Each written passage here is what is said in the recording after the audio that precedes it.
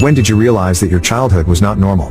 1. I went to stay with my aunt to help her with her baby toddler. I was 7. I watched as she gave her a bath, but then she did something weird. She sat cross-legged on the floor with the baby in her lap and proceeded to brush her hair. And then she took out a hairdryer and started drying it. I was so mad, confused, jealous. I kept saying, "What are you doing? Why are you doing that?" I was crying because I just couldn't understand what was happening. That's when I knew I'd never had been bathed, had hair brushed, cuddled, or had my hair dried by my mother in my life, and realizing this is what mothers do shocked me and opening my eyes. Theirs was many horrific things, but that day stood out to me most, and I remember I said I will always dry my baby's hair, and I did. It seems so small and an insignificant thing, but my body and brain just didn't understand what I was seeing, and I kinda wished afterwards I hadn't came to that realization, because when all you know is neglect, then it's normal to you and you're just kind of living your life. Boy, I went off the rails after that.